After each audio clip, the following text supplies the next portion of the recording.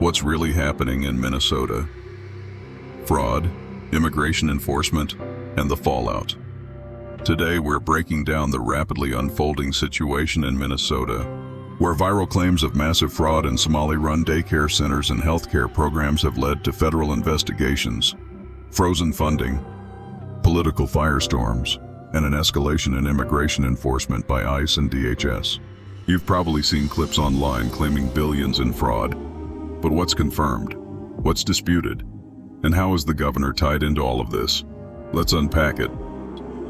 Everything really exploded after a viral YouTube video alleging that multiple Somali-run childcare centers in Minneapolis were receiving large amounts of state and federal dollars without providing services. The video went viral, garnering millions of views, and drew the attention of federal agencies, including Homeland Security and the FBI, who expanded ongoing fraud investigations in Minnesota. Some online commentators and politicians suggested that billions had been misappropriated and that programs beyond daycare, like Medicaid, housing and nutrition, had been exploited. Here's the part you won't hear in most mainstream coverage. A growing number of Americans are angry, not because of who is involved, but because they feel betrayed by the system that was supposed to protect their tax dollars. People work 2 jobs, families struggle to afford groceries, rent is up, insurance is up, and yet, when fraud cases surface, confirmed fraud cases, the response feels slow, defensive, and evasive. Americans are asking a simple question: what happened to America first? And this is where Americans start pointing the finger not at communities, but at career politicians. The same members of Congress, the same senators, the same committees. Year after year they pass massive bills, packed with spending that few Americans can even track. This is exactly why people across the political spectrum are now talking about term limits.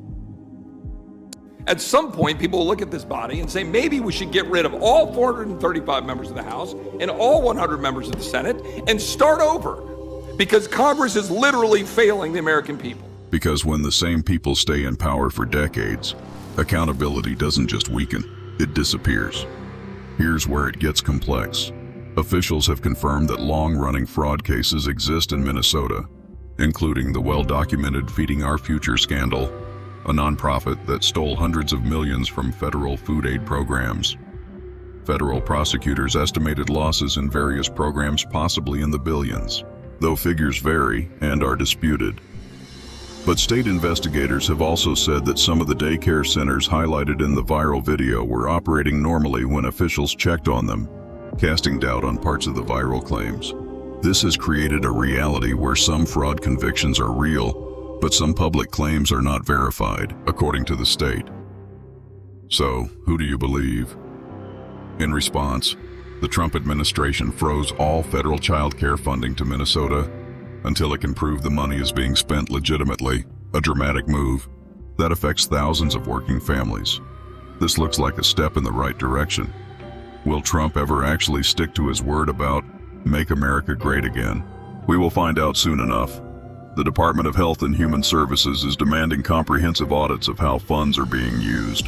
The FBI and DHS have intensified investigations, and federal agents have been on the ground in Minnesota looking into alleged fraud networks. The scandal has become intensely political. Governor Tim Walz, originally seeking re-election, announced he will not run for another term amid the fallout. Some critics argue his administration didn't act quickly enough on fraud warnings.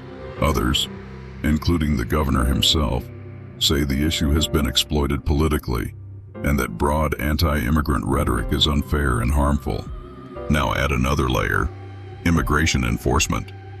Federal agencies, including ICE and Homeland Security, have been reported conducting operations in the Twin Cities to identify and arrest unauthorized immigrants, some tied tangentially to fraud investigations.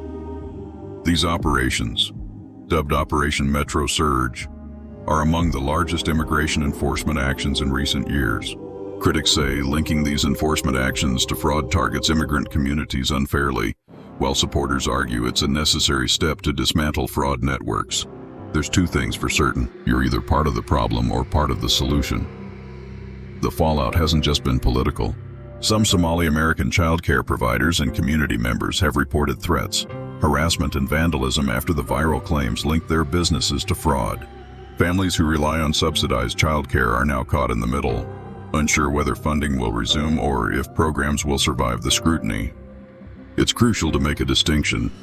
There are real fraud convictions, like Feeding Our Future and other food and welfare schemes. Not all claims in viral content are verified. Several outlets have noted that some sites visited in viral videos did not show evidence of fraud when inspected. Even officials have said that allegations presented online are often unsubstantiated or exaggerated, though they are prompting deeper audits. If this is truly the case, why would legitimate business operators be this upset? So what's really happening in Minnesota? Long-running fraud cases do exist. Investigations have ramped up, some funding is frozen. Immigration enforcement is expanding, and political actors on both sides are using this for their narratives. As this story continues to develop, we will watch the facts, not just the headlines, to separate verified data from rumors.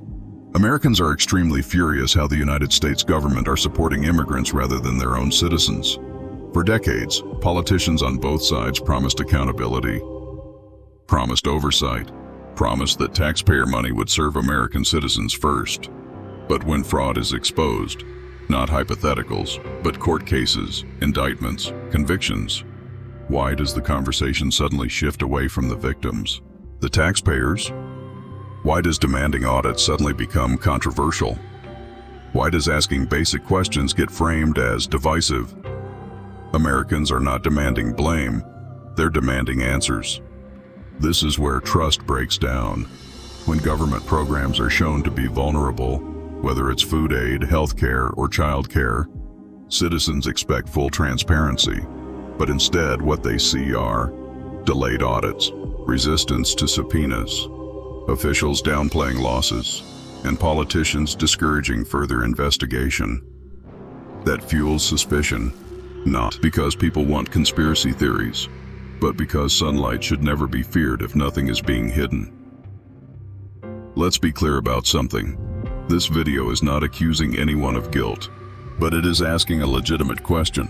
Why would any elected official oppose deeper investigations into fraud? If money is being misused, shouldn't every American want that exposed? If funds are clean, wouldn't transparency clear everyone's name?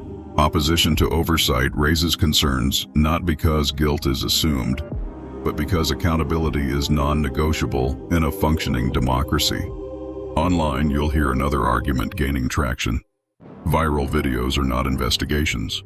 People are saying, if claims are serious, they need documentation, paper trails, and formal reporting, including to agencies like the IRS. Because once financial reporting is triggered, it creates records. Records create timelines. Timelines lead to audits. Even if the process is slow, even if agencies drag their feet, documentation forces accountability into existence. Now add another layer, foreign aid. Many Americans are confused and frustrated by headlines about billions leaving the country while domestic programs remain under strain. They are asking, why does Congress vote on aid packages with limited transparency? Why does oversight appear inconsistent? Why are citizens expected to trust complex systems that repeatedly fail audits? Whether aid is necessary or not, one thing is clear. When trust collapses, legitimacy collapses with it. At its core, this isn't about left versus right, or race versus race, or immigrant versus citizen. Now zoom out. Americans watch Congress approve billions in foreign spending, again and again, while trust at home collapses. They're not saying every dollar is wrong. They're saying, why does it feel automatic? Why is there debate when money helps Americans, but rapid approval when funds leave the country? The question isn't isolationism. The question is priorities. Another layer Americans are starting to question: NGOs. Non-governmental organizations handle enormous sums of public money, often acting as intermediaries between government funding and real-world programs. And now more people are asking, where did the money go? Who tracked it? Who audited it? In some cases, billions are reported, but only portions are accounted for publicly. Lack of transparency doesn't automatically mean wrongdoing, but a lack of transparency guarantees suspicion. It's about a system that demands sacrifice from its people while failing to protect the resources it collects from them. Americans don't want slogans anymore. They want receipts. They want audits. They want consequences, wherever the evidence leads. If oversight is resisted, demand it louder. If investigations are blocked, ask why. If accountability is delayed, don't forget. Ask yourself this: if Americans are struggling, if fraud is repeatedly exposed, if audits keep failing, why did the same spending bills keep passing? Why are lawmakers able to approve packages with millions, even billions, leaving the country while domestic programs are under scrutiny or underfunded? Congress votes on these bills. The Senate passes them. The House advances them. This isn't accidental. This is the system functioning exactly as designed, without the public watching closely enough. And then comes a question people keep asking, quietly but persistently. How do members of Congress earn roughly $174,000 to $190,000 a year, serve for a few terms, and end up with net worths in the tens, sometimes hundreds, of millions? Are there disclosures? Yes. Are there explanations? Sometimes. But when wealth grows dramatically during public service, people deserve transparency, not dismissal. Public office is supposed to be service, not enrichment. This brings us to the most uncomfortable question of all. Why do some politicians oppose deeper investigations? Not because guilt is proven, but because oversight should never be resisted if nothing is being hidden.